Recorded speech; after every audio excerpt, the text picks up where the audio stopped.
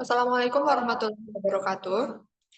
Sebelumnya, perkenalkan kami dari kelompok 3 yang akan mempresentasikan salah satu materi leksikografi mengenai tipe-tipe kamus. Anggota tim kelompok 3 terdiri dari Adelia Nur Fadilah ya, dengan NIM akhir 019, Rifda Nabila dengan NIM akhir 020, Nihar Osmi Arianti dengan NIM akhir 025, Aditya Rahayu dengan NIM akhir 027, Rizka Meliana dengan NIM akhir 026, dan Reindani Rahayu Saputri dengan NIM akhir 031. Langsung saja kita masuk ke materi yang pertama, yakni mengenai kamus sinkronis dan diagnosis. Kepada penyaji dipersilakan.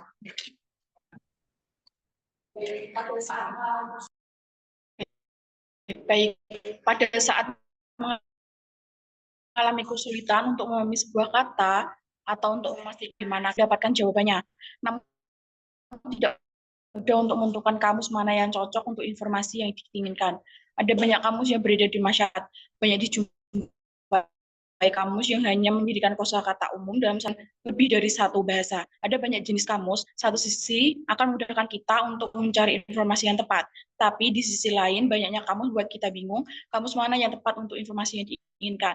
Salah satunya ada kamus sinkronis dan kamus diakronis. Pembedaan kamus atas kamus sinkronis dan diakronis berdasarkan waktu pengambilan data dalam penyusunan kamus.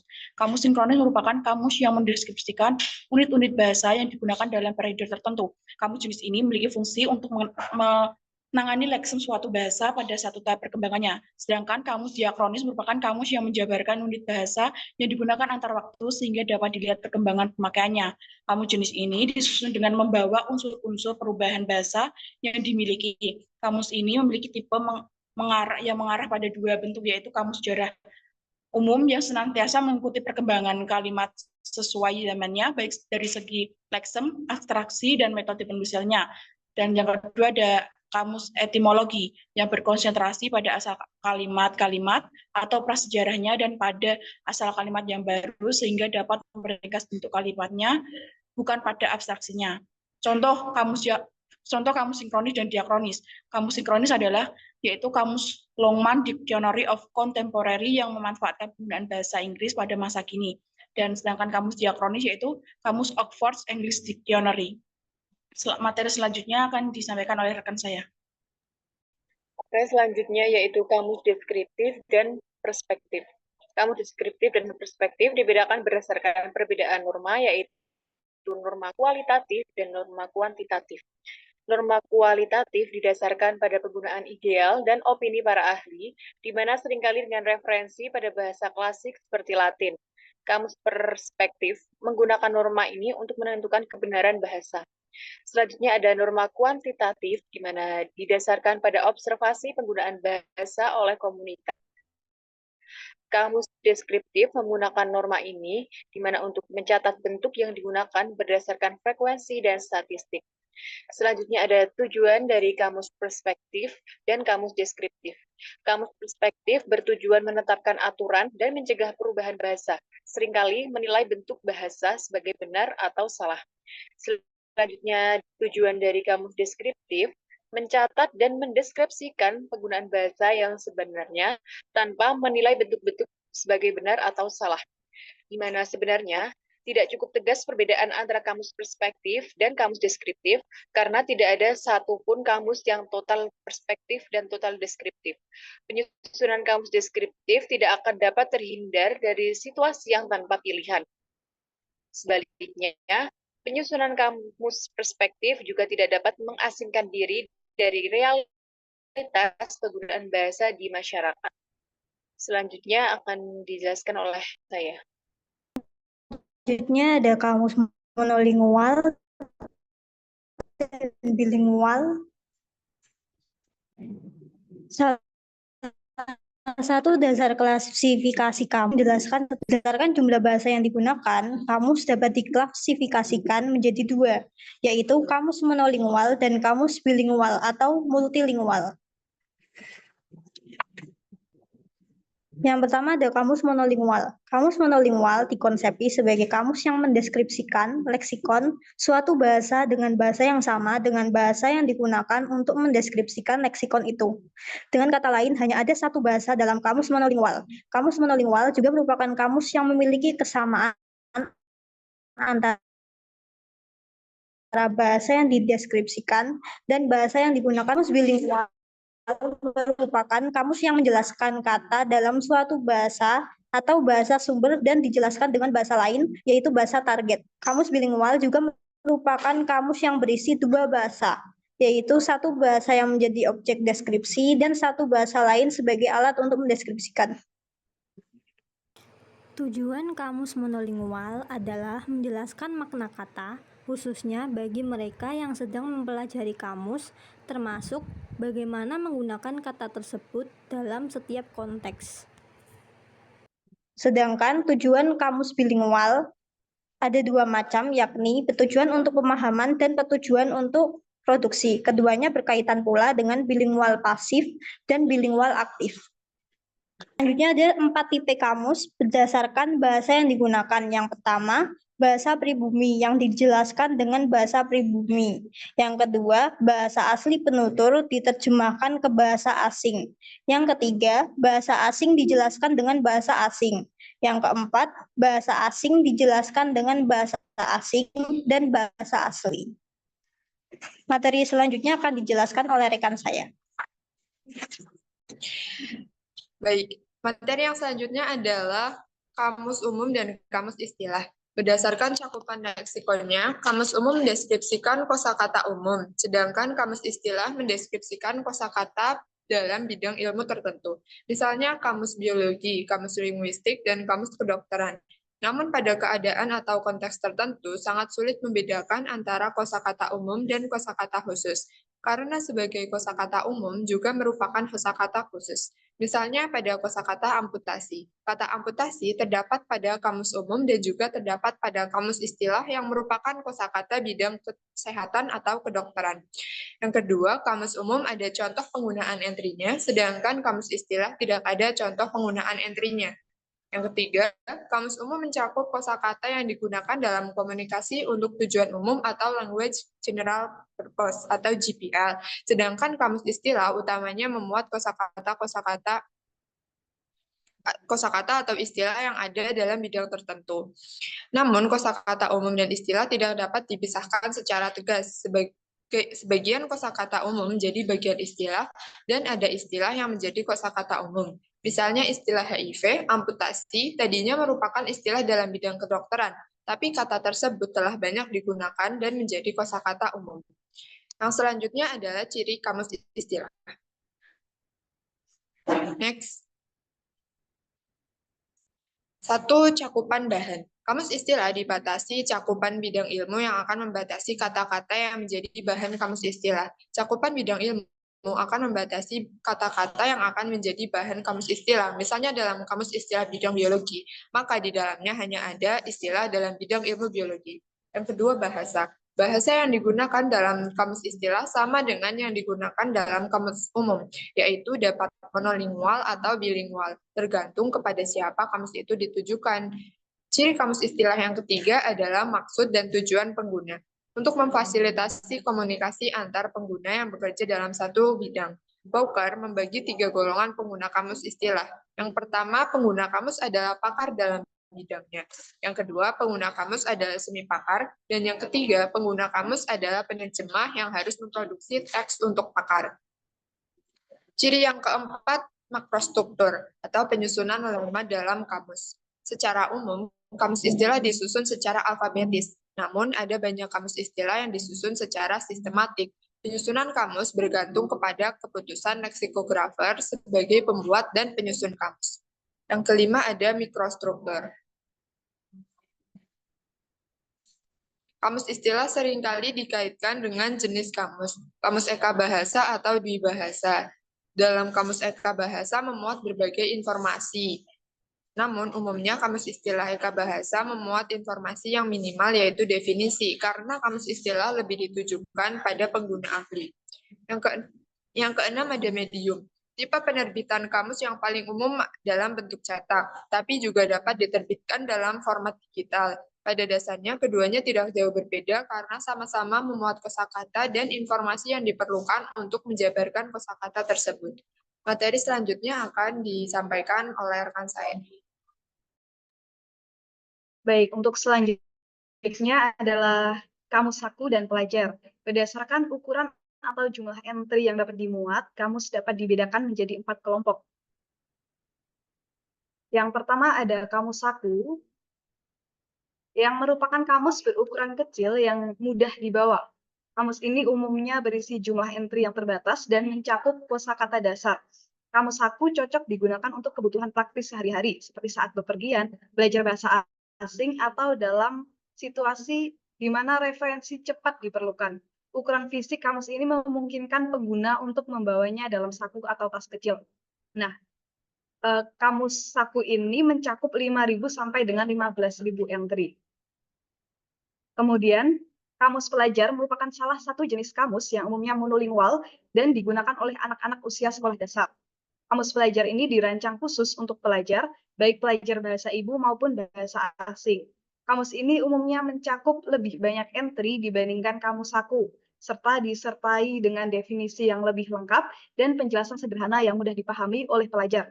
Selain itu, kamus pelajar juga dapat mencakup contoh penggunaan kata, sinonim, antonim, dan penjelasan mengenai tata bahasa. Umumnya, kamus pelajar mencakup 15.000 sampai dengan 35.000 entry. Selanjutnya, kamus jenis ketiga. Kamus jenis ketiga ini dapat berupa kamus monolingual atau bilingual, namun memiliki kelebihan dalam hal kelengkapan informasi dibandingkan dengan kamus saku atau kamus pelajar. Kamus ini biasanya memuat antara 500 hingga 1.000 halaman dan mencakup sekitar 35.000 hingga 60.000 entry. Selain memberikan definisi, kamus ini juga seringkali menyediakan informasi tambahan seperti contoh penggunaan kata dalam kalimat, sinonim, antonim, serta penjelasan mengenai gramatikal. Kamus ini cocok digunakan oleh pelajar tingkat lanjut atau penutur asli yang memerlukan pemahaman yang lebih mendalam tentang bahasa tersebut. Kamus golongan ini umumnya dijadikan referensi standar di dunia akademik dan atau profesional. Selanjutnya, kamus golongan keempat adalah jenis kamus yang lebih lengkap dan mendetail dibandingkan dengan kamus golongan ketiga, dengan jumlah halaman yang dimulai dari 1.000 halaman ke atas. Kamus ini mencakup lebih dari 60.000 entry.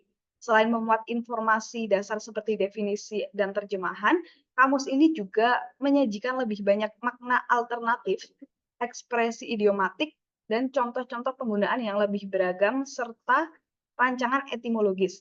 Kamus ini sering digunakan sebagai sumber referensi utama di lingkungan akademik, penulisan ilmiah, maupun penerjemahan profesional.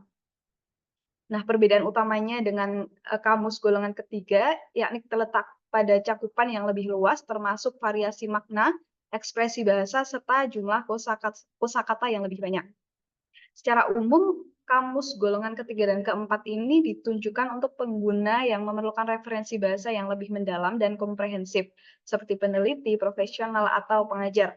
Kamus golongan keempat lebih lengkap dan dalam menyajikan informasi. Untuk materi selanjutnya akan disampaikan oleh rekan saya, silahkan. Baik, untuk subbab selanjutnya ada fungsi kamus khusus, namun sebelumnya mari kita membahas mengenai faktor penyusunan kamus khusus. Yang pertama, faktor penyusunan kamus khusus yaitu diperlukan pengelompokan yang lebih sederhana dari kelompok pengguna yang cukup kompleks. Faktor ini diperlukan karena perancangan kamus biasanya diperlukan pengelompokan yang lebih sederhana dari kelompok pengguna yang cukup kompleks karena perancangan kamus monolingual khusus untuk penutur asli dan penutur non-asli. Demikian juga untuk kamus bilingual khusus juga dapat dirancang untuk penggunaan bilingual, yaitu penutur asli dan penutur bahasa lain atau penutur dari 3 bahasa yang berbeda. Kemudian faktor yang kedua yaitu level pengetahuan ensiklopedis pengguna kamus. Pada umumnya, kamus khusus dirancang untuk pengguna yang tergolong ahli atau expert atau semi-ahli atau semi-expert. Misalnya, mahasiswa yang mempelajari bidang yang sama dalam kamus khusus dan orang yang bidang keahliannya bersentuhan atau berkaitan dengan bidang yang ada dalam kamus khusus dan orang awam yang profesional, misalnya penerjemah profesional. Yang ketiga, yaitu jumlah dan sikap informasi ensiklopedis yang dipaparkan. Untuk orang awam biasanya tidak memiliki kompetensi bahasa asli. Oleh karena itu, diperlukan informasi pengucapan, pembentukan kata yang lebih banyak dan lebih rinci. Oleh karena itu, leksikografer harus jelas tujuan pembuatan kamus khusus apakah sasarannya adalah kelompok pengguna yang sama atau kelompok pengguna yang berbeda. Kemudian, faktor yang keempat yaitu dipertimbangkan 3 fungsi komunikasi yang diemban oleh kamus, yaitu memproduksi teks, memahami teks, dan menerjemahkan teks untuk tujuan khusus. Dari ketiga fungsi itu dapat diketahui 3 profil penggunaannya dari sisi tingkat kompetensinya, yaitu pengguna yang memiliki kompetensi bahasa asli, pengguna yang memiliki kompetensi dalam bahasa asing, dan pengguna yang memiliki kompetensi ensiklopedis. Next. Lalu, fungsi kamus khusus yang pertama memproduksi teks dalam bahasa asli atau native language text production.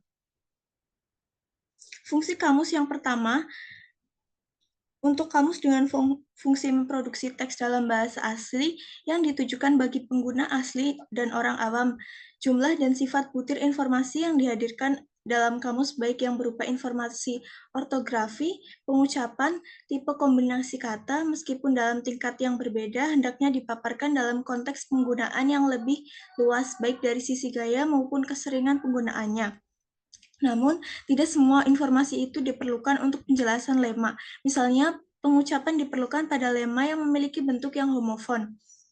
Kemudian fungsi yang kedua yaitu memahami teks dalam bahasa asli, yaitu native language text reception. Kamus yang berfungsi untuk memahami teks bahasa asli tidak hanya memerlukan informasi ensiklopedia yang memadai. Informasi itu penting dan diperlukan untuk mendukung terpenuhinya fungsi kamus. Selain informasi ensiklopedis, informasi gramatikal seperti kelas kata, cara pengucapan, kombinasi kata yang diperlukan bagi pengguna untuk menemukan lema yang benar.